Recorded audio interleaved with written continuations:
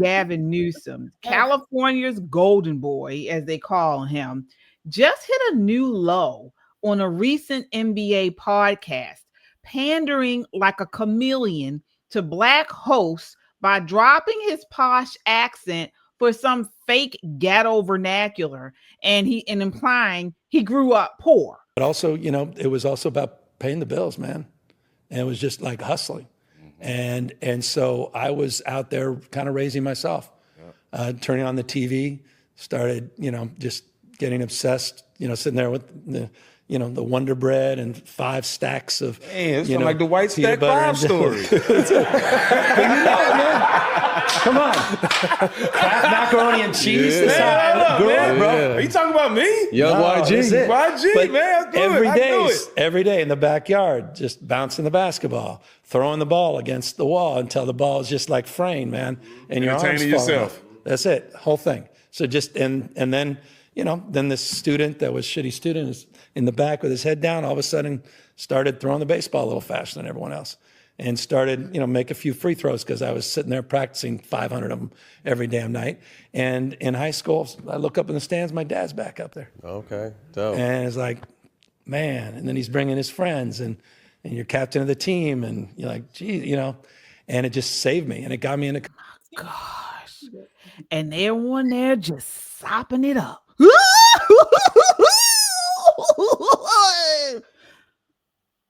Lies. Michelle. I wish I raised myself the way he raised himself and cried into my silk and satin pillows. He wouldn't know what it was to raise himself. And the fact that he was throwing, at one point I was laughing. I was like, is this gang signs? Because he's throwing the ball up against what's he throwing up gang signs? And y'all, I'm from California, so Riverside County, Southern California. Please, Gavin, please. And he had to bring up basketball. He could have said anything. No. Most likely, he was probably playing polo for all we know. But he had to throw it. There was basketball. He's out there with the basket and just throwing it over and over. I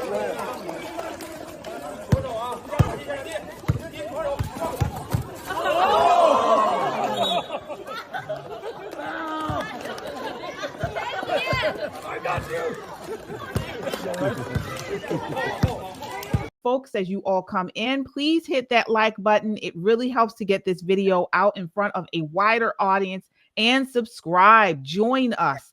This is key. We need more fighting warriors on the front lines, Christian warriors, people who love this country. So please join us by hitting that subscribe button.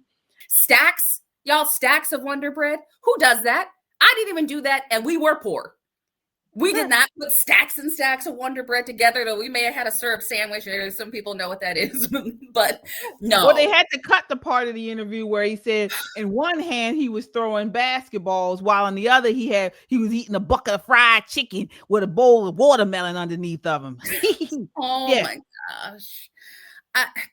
If we don't realize that this man is an actor, and frankly, what he's done to California, he's made it number one on the worst taxes, of the worst school, the worst education, the worst gas prices, the worst grocery price. It's number one for being the worst under his leadership.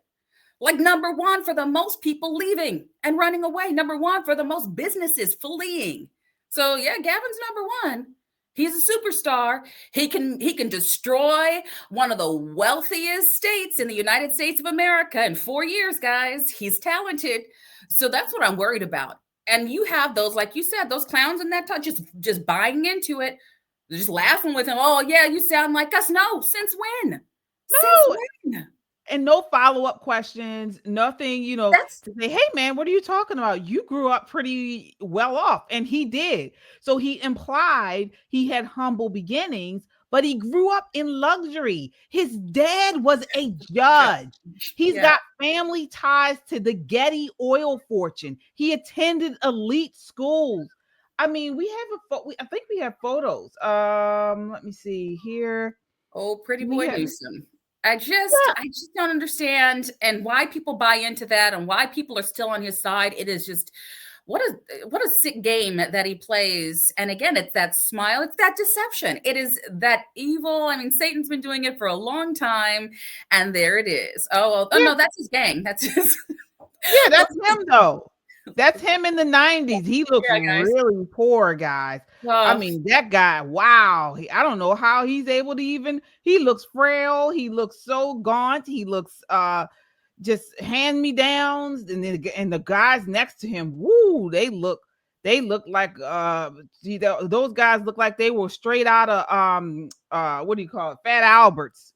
That looks like Fat Albert's gang right there. Well, yeah, that's because of all the Wonder Bread sandwiches he had stacked, so that so he was eating healthy. It was all that carbs that he was piling on. Angie said, which is him.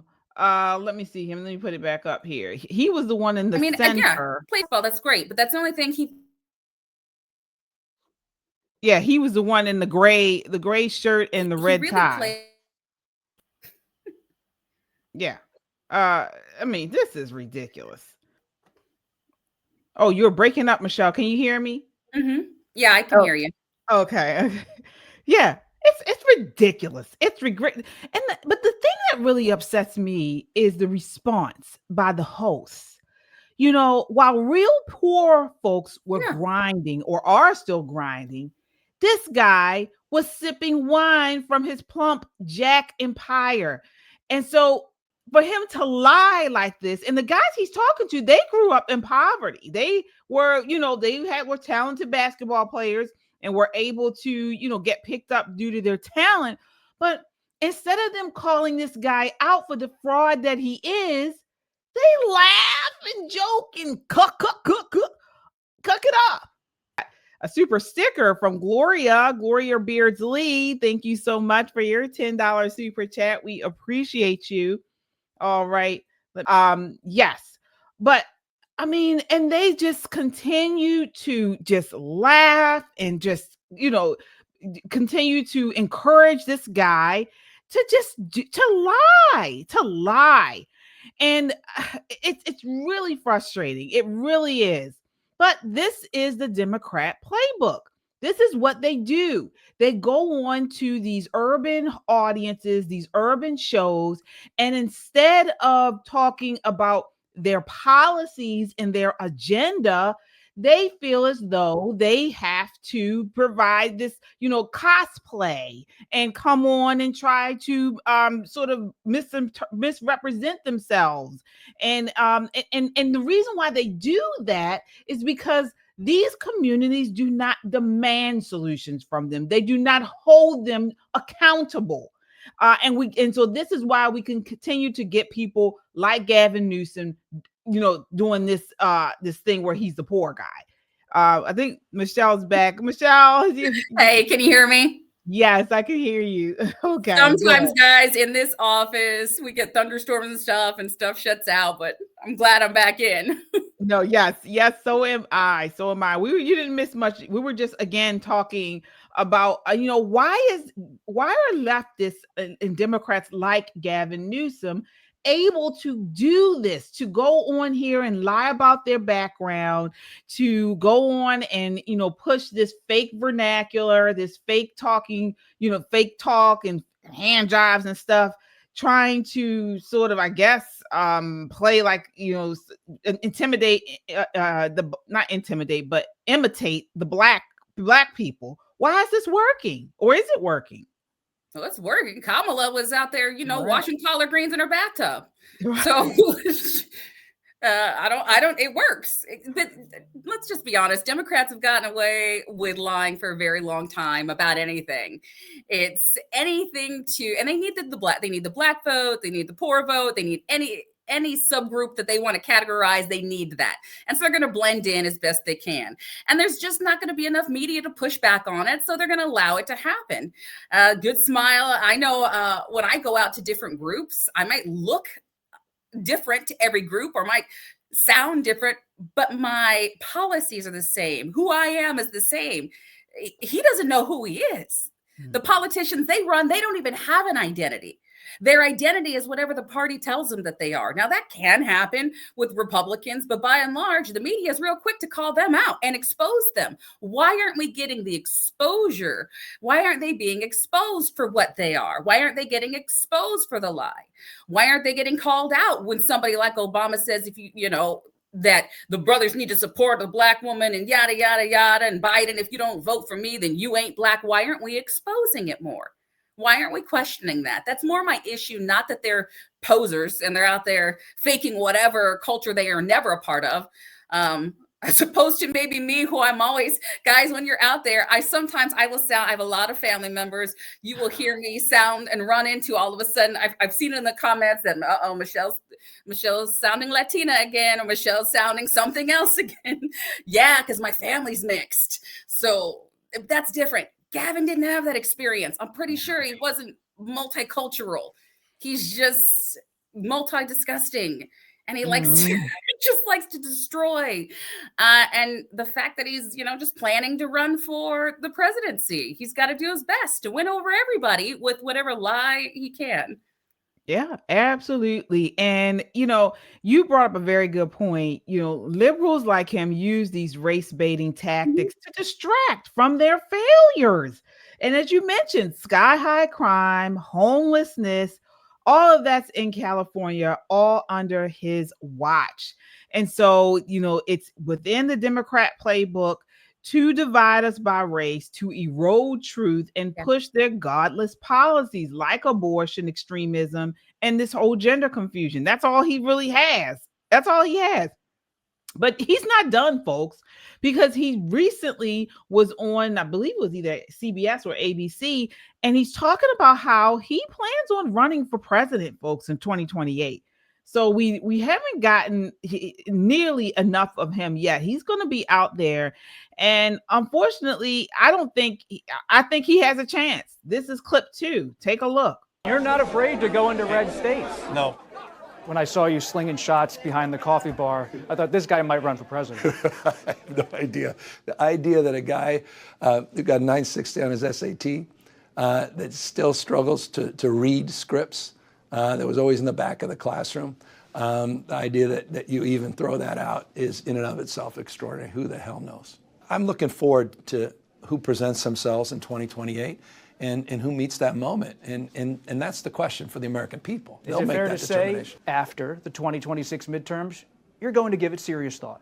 Yeah, I'd be lying otherwise. I'd just be lying. And I can't do that. Governor, you have long said that if you ever run for the White House, you need a compelling why, a reason. Are you moving closer to figuring out your own why and your own decision? Yeah, Nietzsche said, if you have a compelling why, you can endure any how. And so I think the biggest challenge for anyone who runs for any office is people see right through you if you don't have that why. You're doing it for the wrong reasons. And so, that fate will determine that. You certainly seem to like being on the ground in South Carolina, I have to say that. Seeing you up close, you were having a good time. I happen to, and thank God, I'm in the right business. I love people. I actually love people. Oh my God. Wow. This guy, let me tell you something. If he's eyeing the White House in 2028, his strategy is going to be fool minorities, fool the Black folk, while taxing Christians to fund his radicalism. That's what it's going to be about. So if people are dumb enough to vote for him, then unfortunately they get what we get. Yeah. What are your thoughts? It's so easy to see through. You can be blind. You don't have to look at him and his hairspray and gel. And you can actually just close your eyes and listen to the man lie. Of course, in that clip, he said, I can't lie.